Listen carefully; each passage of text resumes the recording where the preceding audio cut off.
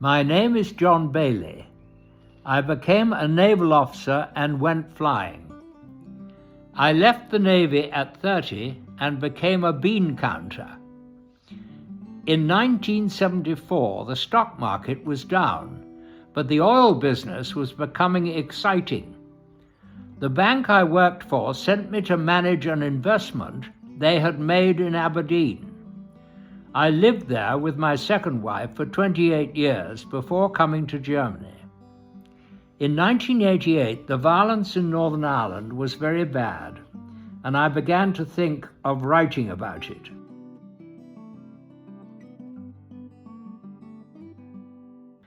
In 1989, I first put pen to paper. The use of the word release is appropriate. Writing is something that takes hold of you and refuses to let go until completed. In my case, 5 years.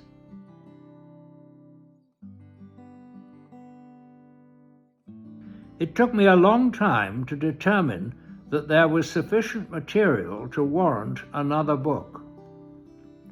When it seemed that there was, it took about the same length of time, 5 years. This is very much a longer book and is in 3 parts. Although part 2 is the shortest, it acts in some ways as a link between the other 2 and provided for me the main reason for writing the book. So the answer is to explore occult philosophy.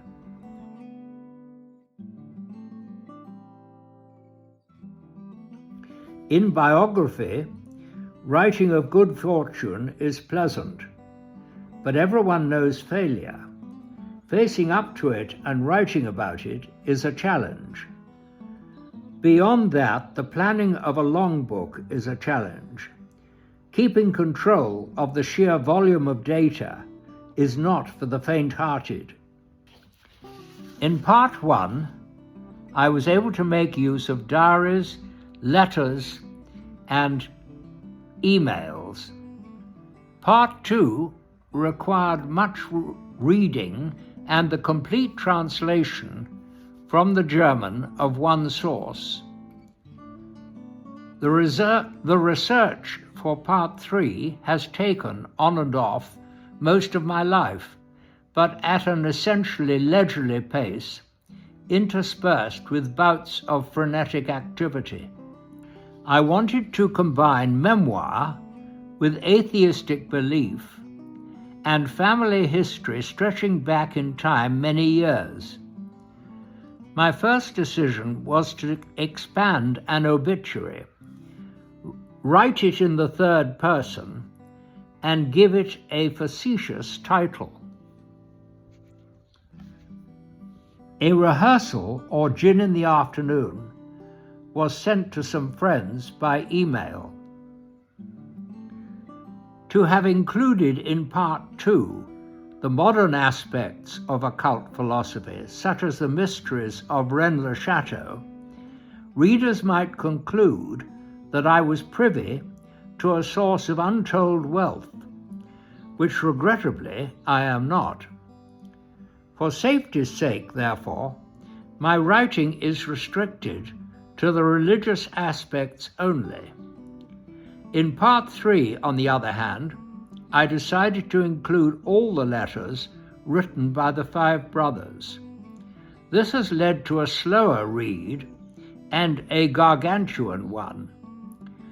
I would argue, however, that to pick and choose is unwise.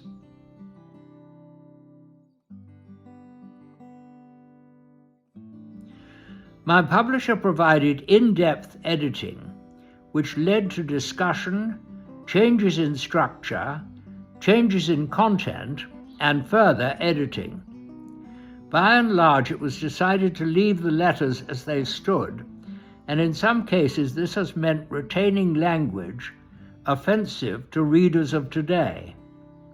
It is felt, however, that they will understand. In all, it was a heap of editing.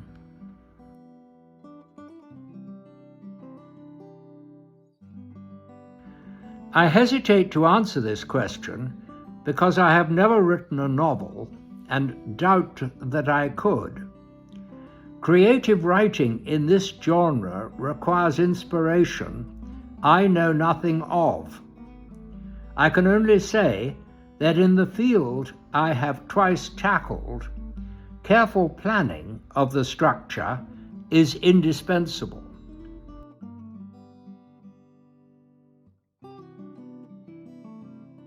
This is going to depend on the reception accorded Five Brothers in India.